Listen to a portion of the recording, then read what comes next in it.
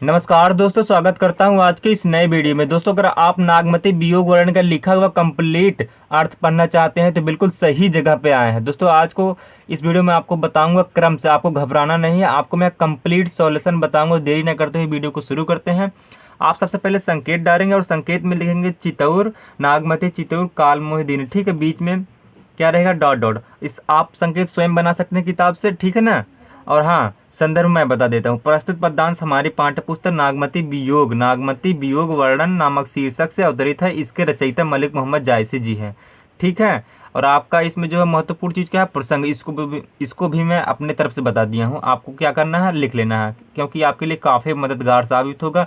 और हाँ, आपकी ये क्या है कि बोर्ड पेपर में, मतलब अर्धवार्षिक परीक्षा, वार्षिक परीक्षा में बार बार पूछे जाते हैं। ठीक है। प्रस्तुत पद में नागमती के प्रेम विरह का मार्मिक वर्णन है। व्याख्या क्या है? व्याख्या मैं बताता हूँ, व्याख्या ही इम्पोर्टेंट है। ठीक है ना। कवि कहता है कि चित्तौड़ में रानी नागमती राजा रत्नसेन के प्रत्यागमन के मार्ग की ओर देखती हैं और उनके लौटने का इंतजार कर रही हैं। सोच रही थी कि यहाँ मेरे प्रियतम एक बार आ गए कि उन्होंने लौटकर आने का नाम तक नहीं लिया। ऐसा प्रतीत होता है कि वे किसी चतुर नारी के वश में हो गए और वह नारी उनके हृदय में बसकर उन्हें मुझसे छीन लिया। वह तोता मेरे लिए कालतुल्य बनकर मेरे प्रियतम को मुझसे अलग कर ले गया। ठीक है। फिर उसके बाद है आगे आपका, उस तोते ने मेरे प्रियतम को नहीं ले जाना चाहिए था। उस तोते को मेरे प्रियतम को नहीं ले जाना चाहिए था, चाहे उसके बदले मेरी जान ले लेता। वह तोते मेरे पति के लिए उसी प्रकार सिद्ध हुआ जैसे राजा बलि के साथ वामन ने छल किया था। जिस प्रकार इंद्र ने छल करते हुए कर्ण से बाणों को ले लिया था, उसी प्रकार इस तोते ने मेरे साथ छल किया है। आगे है आपका, राजा गोपीचंद राजश्री वैभव के उपभोग में निमग्न रहते थे, किंतु जिस प्रकार जलंधर योगी अपने साथ बुला ले गया था उसी प्रकार इस तोते ने किया। वह तोता मेरे प्रियतम को ले जाकर उसी प्रकार गायब हो गया जैसे श्री कृष्ण को अंकुर जी अपने साथ मथुरा ले गए। अब मुझे उसी प्रकार जीना दुष्कर हो गया है, जैसे क्या है, जैसे कृष्ण के वियोग में गोपिकाएं दुष्कर हो गई थीं।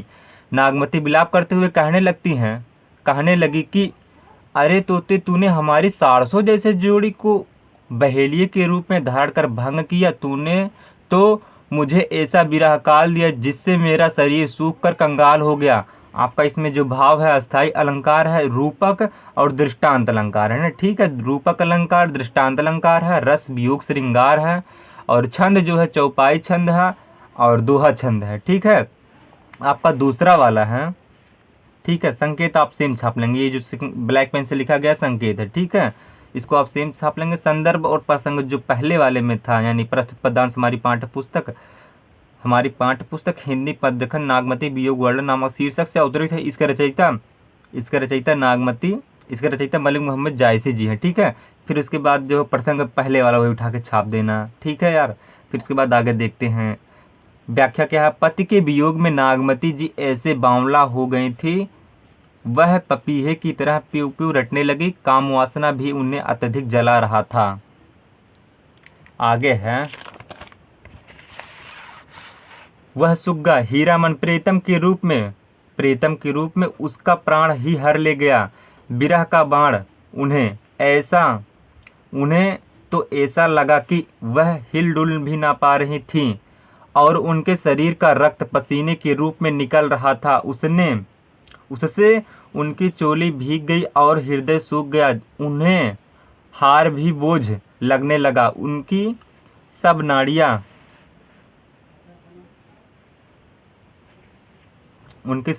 कांप कर प्राण त्यागने लगी। एक क्षण में उनके पेट में सांसें आती थीं और फिर चली जाती थीं। उनकी सखियाँ हवा कर रही थी और नागमती के शरीर पर पानी छिड़क रही थी। एक समय में वे सखियाँ नागमती के मुख से निकला बोल समझ पाती थी। नागमती कह रही थी कि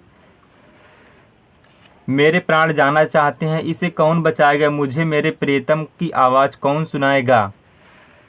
आपका आगे है, कवि कहते हैं कि नागमती के मुख से जो विरह की आह निकल रही थी उससे ज्वाला जल उठी तथा शरीर में जो जीव रूपी हंस था उसके पंख जलने लगे, वह उड़ने को होने वाला है। अर्थात नागमती के प्राण शरीर से निकलने वाले हैं। इसमें जो आपका अलंकार उपमा अलंकार है, अनुप्रास अलंकार है, दोनों बात नोट कर लीजिए, ठीक है ना। और जो है रस वियोग श्रृंगार है, और छंद चौपाई दोहा है, और भाषा अवधि है। दोस्तों वो आपका तीसरा वाला पद है, इसमें जो आप संकेत सेम छाप लेंगे, पाठ महोदय, और उसके बाद है पहुहंत पलुहंत, ठीक है। फिर उसके बाद है प्रसंग। प्रस्तुत काव्य नागमती के सखियाँ उन्हें समझाने का प्रयास की हैं, ये आपका क्या है, प्रसंग है। फिर उसके बाद व्याख्या है। व्याख्या में क्या है, नागमती को समझाते हुए सखियाँ कहती हैं कि हे महारानी, आप इस प्रकार हिम्मत मत हारिए, अपितु हृदय में सोच विचार कर अपने चैतन्य की रक्षा कीजिए। हे महारानी, आप यह विश्वास रखिए कि जिस प्रकार भंवरा कमल के पास जाकर भी मालती के प्रेम का स्मरण करके उसके समीप लौट आता है, उसी प्रकार आपके पति आएंगे। जिस प्रकार पपीहे को स्वाति नक्षत्र से प्रेम होता है, वह अपने प्यास को सहकर मन में धैर्य धारण कर लेता है, उसी प्रकार आप भी धैर्य धारण कीजिए।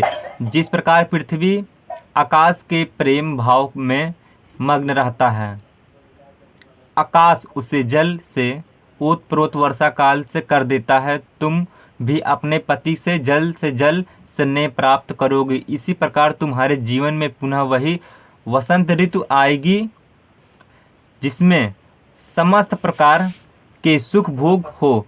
तुम्हारे पति रूप भ्रमर द्वारा लता रूप तुम्हारे मकरंद का पान किया जाएगा। दोस्तों आपका आगे है, ठीक है। हे महारानी, आप अपना हृदय इस प्रकार क्यों दुखी कर रही हैं? आप यह सोचकर क्यों धैर्य धारण नहीं करती हैं कि गर्मी में जले हुए वृक्ष को वसंत ऋतु के आगमन से पुनः हरे भरे उठते हैं? यदि 10 दिन तक जल भी सूख जाता है, अर्थात आपके पति से मिलन नहीं हो पाता है, तो क्या हुआ? बाद में वही सरोवर और हंसेंगे, मतलब उनका मजाक उड़ाएंगे, यहाँ पे बात कही गई है, हंसे होंगे, ठीक है, ये तार्किक शब्द है। अर्थात तुम्हारा मिलन होकर रहेगा। हे महारानी, आप इस तथ्य को मत भूलिए कि वियोग के बाद मिलन की आशा बहुत अधिक बढ़ जाया करती है, और बिछड़े हुए पति उल्लास पूर्वक मिलते हैं। जैसे मृगशिरा नक्षत्र में जो पौधे गर्मी का सहन करते हैं, वही पौधे आर्द्रा नक्षत्र में पुष्पित और पल्लवित होती हैं। इसमें जो आपका भाषा अवधि है, और छंद दोहा छंद चौपाई छंद है। अलंकार जो आपका इसमें अनुप्रास है और रस शांत है। और इसके बाद आपका चौथा वाला है।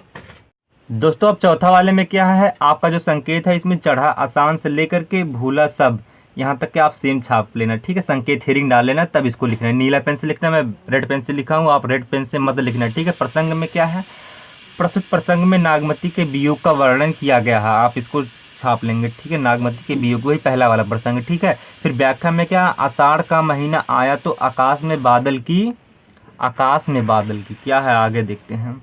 गर्जन होने लगी, जो नागमती को ऐसा प्रतीत हुआ कि विरह ने युद्ध की तैयारी किया है और उसकी सेना ने नगाड़ा बजाया है। धुमैले काले बादल, भूरे रंग के बादल आकाश में दौड़ने लगे, और उसमें उड़ती हुई बगुलों की पंक्तियां ध्वजाओं जैसी प्रतीत होने लगी।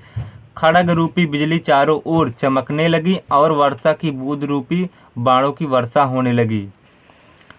चारों ओर उमड़ी हुई घटाएं पृथ्वी पर झुकी सी प्रतीत होती हैं, जिन्हें देखकर कामोत्तेजना और अधिक बढ़ उठी है।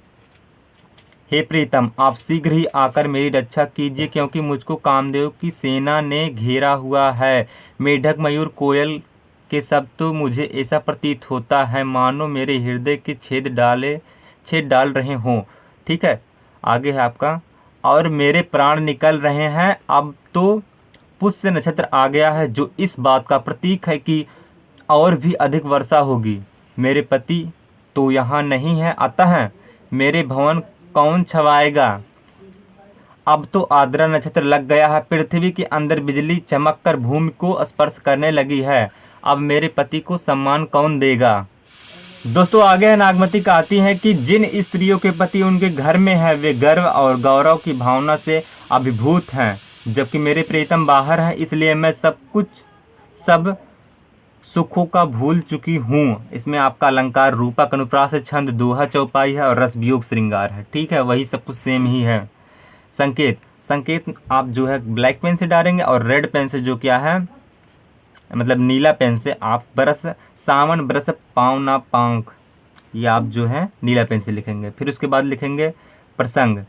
प्रसंग कैसे लिखेंगे? प्रस्तुत पद के माह में सावन, प्रस्तुत पद में सावन माह के नागमती जी का प्रेम विरह का मार्मिक वर्णन कवि ने किया है। प्रसंग थोड़ा सा बदला हुआ है। सावन के माह आगमन पर जोरदार वर्षा होने लगी। एक और मूसलाधार वृष्टि हो रही थी, जबकि नागमती जी विरह में झुलसती जा रही थी। नागमती सोचने लगी कि पुनर्वस नामक नक्षत्र लग गया है, किंतु अब तक मुझे अपने पति का दर्शन नहीं हुआ। यह सोचकर मैं बावली हो चुकी हूँ कि मेरे प्रियतम न जाने कहाँ किस हाल में होंगे। मेरे नेत्रों से रक्त के आंसू बताओ, यही भूमि पर टूट टूट कर गिरते रहे हैं। ठीक है, भूमि पर टूट टूट कर गिरते रहें, मानो ऐसे प्रतीत हो रही हो जैसे वीर बहुरिया चल रही हो। मेरे सखियों ने अपने प्रियतम के साथ ही डोले हुए हैं, मतलब कोई झूला है ये प्रकार का। पृथ्वी पर चारों ओर हरियाली छाई हुई है, जबकि उन्होंने भी कुसुम्भी रंगों के चोले धारण किए हुए हैं। ठीक है, और फिर उसके बाद क्या है? सखिया को अपने प्रीतम के साथ झूले पर झूलते देखकर मेरा मन भी घूमने लगता है और झकझोर होकर सारा वियोग भूल जाता है। मुझे अपने पति का मिलन मार्ग बड़ा असूझ, अथाह और गंभीर लग रहा है और मेरा हृदय बावला होकर इधर उधर घूम रहा है। जहाँ तक पृथ्वी पर दिखाई पड़ती है वहाँ तक जल में डूबी हुई है। ऐसे घनघोर वर्षा काल जहाँ चारों ओर पानी ही पानी दिखाई देता। मेरा जीवन रूपी नौका को पार लगाने वाला नाविक पति के अभाव में कौन हो सकता है? ठीक है, क्या है? मेरा जीवन रूपी नौका को पार लगाने वाला नाविक पति के अभाव में और कौन हो सकता है?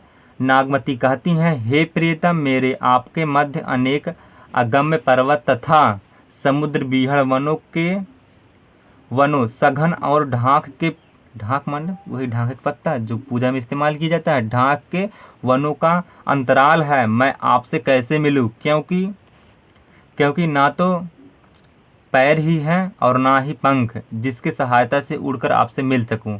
ये आपका मतलब चौथा वाला क्या था, पांचवा वाला समाप्त होता है। और इसका जो भाषा अवधि है, छंद जो है दोहा है, दोहा छंद है। ठीक है, और चौपाई छंद इसमें है, अलंकार अनुप्रास है, रस वियोग श्रृंगार है। दोस्तों आपका छठा वाला क्या है? भादो प्यों टेक। ठीक है, आपका जो संकेत सेम छाप लेंगे और संदर्भ मैं बता देता हूँ। प्रस्तुत पद में भाद्रपद माह आगमन पर नागमती के प्रेम विरह का मार्मिक वर्णन कवि ने किया है। आगे क्या है? व्याख्या। बिरहणी नागमती के लिए भाद्रपद की माह की ओर निरस्तर वर्षा अत्यधिक कष्टप्रद प्रतीत हो रही। वह इस चिंता में दुखी है कि माह की अंधेरी रात्रियों को कैसे व्यतीत करूं। मेरा घर सुनसान है क्योंकि मेरे पति कहीं और है। पति के वियोग के कारण मुझ पर नागिन बनकर बार बार दौड़ती हुई काटती सी प्रतीत होती है। हे प्राणनाथ, आपकी अनुपस्थिति में अपनी चारपाई अथवा पलंग की पाटी पकड़े रहती हूँ। आपकी प्रतीक्षा में मेरे नेत्र कटे फटे रह जाते हैं। ठीक है, फिर उसके बाद है, जबकि मेरा हृदय टुकड़ा टुकड़ा हो जाता है, बार बार बिजली चमकता है। ठीक है दोस्तों, अगर आप इसी तरह से क्रम से पढ़ना चाहते हैं तो ईमानदारी से चैनल को सब्सक्राइब कर लेना। ठीक है, इसमें आपका ही फायदा है।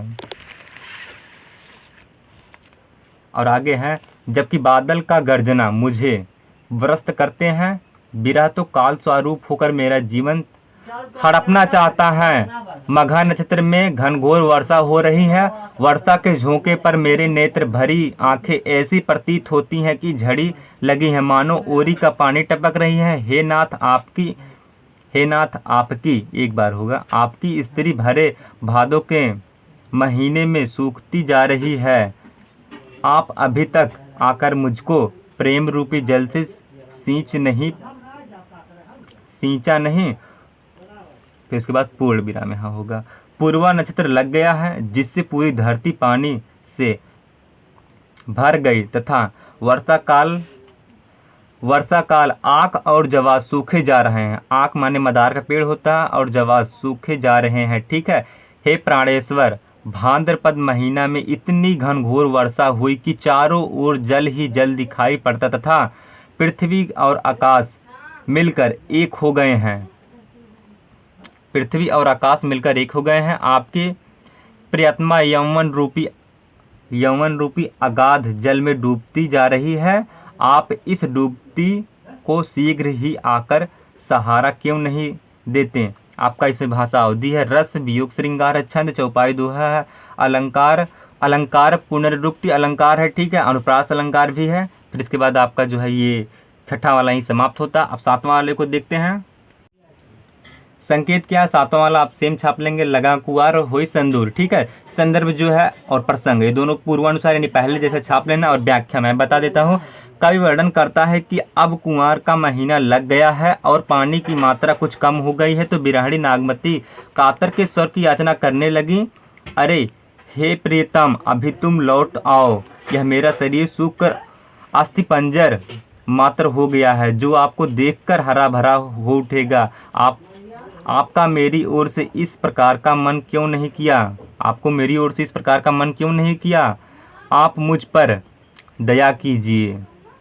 अगस्त्य तारे के उदय होने पर हस्ती नक्षत्र मेघ गर्जन करने लगा। राजाओं ने अपने अश्व पर सवार होकर युद्ध की तैयारी कर दी है। भाव यह है कि अब आने जाने के जो मार्ग खुल गए हैं। यदि आप वर्षा के कारण नहीं आ पा रहे थे तो आ जाइए। ठीक है। चित्तौड़ के भाई राजा थे, उनका जो क्या है युद्ध में वो जो वीर गति को प्राप्त कर गए हैं, तो कहाँ से आए? हे प्राणेश्वर, अब तो चित्रा नक्षत्र का स्वामी चंद्रमा मीना राशि में आ गया है तथा पपीहा प्यू प्यू करते हुए अपने स्वामी को प्राप्त कर चुका है। चातक के मुख में स्वाति नक्षत्र की बूंदें पड़ गई हैं। दोस्तों लोग हल्ला कर रहे हैं। ठीक है। उनकी बातों पर ध्यान मत देना। दोस्तों आगे आपका, और सीपी के मुख से स्वाति नक्षत्र की बूंदें टपक पड़ी, जिसके पड़ने के कारण मोती से सीप भर गई। पुराने सरोवरों की याद करते हुए हंस पुनः उन सरोवरों में लौट आए। ठीक है। फिर उसके बाद है सारस के जोड़े कुंकल करने लगी। ठीक है। जबकि खंजन पक्षियों के जोड़े दिखाई पड़ने लगी और सभी और मैदान में काश के वन फूल उठे। फिर भी न जाने मेरे पति विदेश में रहते हुए भूलकर अभी तक क्यों नहीं लौटे। फिर उस बाद आगे है, हे प्राणनाथ, विरह रूपी हाथी मेरे शरीर को चूर चूर करके कष्ट दे रहा है। आप शीघ्र ही शार्दुल के रूप में मेरे समीप आकर गर्जना क्यों नहीं करते हैं, जिससे मुझे विरह रूपी हाथी से छुटकारा मिल सके। आपका सातवां वाला कंप्लीट होता है। अलंकार क्या है? सांग रूपक अलंकार है। ठीक है। और उसके बाद जो है बाकी जो है रस वो सब सेम है, रस वियोग श्रृंगार सेम है। दोस्तों आपका आठवां में क्या संकेत आप सेम छाप लेंगे। ठीक है। संदर्भ पूर्वानुसार रहेगा। और प्रसंग जो है कार्तिक मास लगने पर नागमती प्रेम अवस्था का वर्णन किया गया है। आगे आपका क्या है भाई, आगे फटाक से देखते हैं। आपका जो पहले बात व्याख्या है। व्याख्या क्या है? कवि कहता है कि कार्तिक महीने में शरद चंद्र की उज्ज्वलता अर्थात नागमती सोचती है कि एक ओर तो समस्त जग की शीतलता व्याप्त है, तब भी मैं विरह की अग्नि में झुलसी जा रही हूँ। दोस्तों आगे है, चंद्रमा अपनी 14 कलाओं से युक्त होकर चमक रहा है, किंतु मुझे ऐसा अनुभूति हो रही कि मानो पृथ्वी और आकाश सब जल थल सब जल रहे हैं। ठीक है। पृथ्वी और आकाश सब जल रहे हैं। मेरे शरीर के अंतर्मन सया में जो अग्निदाह सा प्रतीत होता है। सारे संसार को चंद्रमा शीतलता आनंद कर, जबकि यहाँ मुझे राहु के समान कष्टकर सिद्ध हो रहा है। आगे है, मुझे तो प्रीतम के बिना चारों ओर अंधेरा लग रहा है। अरे निष्ठुर प्रीतम, तुम एक बार लौट कर आ जाओ, क्योंकि संपूर्ण संसार में दिवाली का त्यौहार मनाया जा रहा है। मेरे सभी सखियां अपनी अंगों को मरोड़ती हुई झूम रही है, परंतु मेरी जोड़ी बिछुड़ी होने के कारण मैं सूखती जा रही हूँ। और आगे आपका क्या है? नारियों के घर में उनके पति हैं, वे मुनियों की पूजा कर रही हैं, जबकि मेरे मन में दोहरे कष्ट साल रहे हैं। बाप रे। मेरी सब सखियां हंसती खेलती दिवाली का त्यौहार मना रही हैं। ठीक है, आगे देखते हैं क्या है। जबकि प्रीतम के अभाव में मैं इस प्रकार का खुशियाँ कैसे मना सकती हूँ, अतः मैं अपने सिर पर धूल डाल रही हूँ। अलंकार, उत्प्रेक्षा एवं उपमा है, बाकी जो रस है, छंद है, ये सब कुछ सेम रहेगा। ठीक है ना दोस्तों। व्याख्या है, अगहन के महीने में जब दिन छोटे और रातें लंबी हो गई तो नागमती के लिए कठिन रातें अत्यधिक कष्टकर हो गया था। अब तो विरह के कारण नागमती को दिन भी रात्रि के समान कष्टप्रद प्रतीत होता है। आगे है, वह वियोग में दीपक की वर्तिका की तरह तिल तिल जलती थी। शीत के कारण उनका हृदय कांपने लगा तथा कंपन तभी दूर हो सकता जब उनके प्राणेश्वर उनके समीप हो सकते थे। प्रत्येक नारी ने शरत काल के अनुरूप नए नए वस्त्रों की रचना कर ली थी, किंतु नागमती ऐसा नहीं कर सकी। आगे देखते हैं क्यों नहीं कर सकी। किंतु नागमती ऐसा नहीं कर सकती। वह नागमती सोचती थी कि मेरे तो रूप और श्रृंगार पति अपने ही साथ ले गए। वह बार बार सोचती थी कि मेरे पति यहाँ से किसी ऐसे अशुभ घड़ी में गए कि एक बार जाकर लौटने का नाम नहीं ले रहे हैं। यदि वे अब नहीं लौटे आए तो सुहावने दिन भी यदि वे अब लौट आए तो सुहावने दिन लौट आएंगे। ठीक है। शीत आग बनकर उस गृहिणी के अंतर्मन को लगातार जला रही थी और वह विरह की अग्नि में झुलस कर राख हो चुकी थी। ठीक है। आगे आपका, वह सोचती थी कि मेरे प्रीतम मेरे विरह अवस्था के दुख से अनजाने में है और उनकी इस अज्ञानता के कारण मेरा यौवन और जीवन जलकर भस्म होता जा रहा है। फिर उसके बाद आपका आगे है, बिरहणी नागमती भ्रमर और कौवों के संबोधित करते हुए कहने लगी कि हे भ्रमरूप, हे कौवो, तुम मेरे प्रीतम के समीप पहुंचकर उनके यह संदेश पहुंचा देना कि आपके प्रेतना वियोग में अग्नि की दाह होकर मर गई और उसका जो धुआं लगने के कारण हमारा शरीर काले हो गए हैं। यहाँ क्या सा अलंकार है? विरोधाभास उत्प्रेक्षा अलंकार है। ठीक है ना। हाँ, और यहाँ पर अतिशयोक्ति अलंकार है, क्योंकि यहाँ पर जो क्या है, बढ़ा चढ़ा कर चीज़ें बताई गई हैं। क्या एक हो जाएगा? अतिशयोक्ति।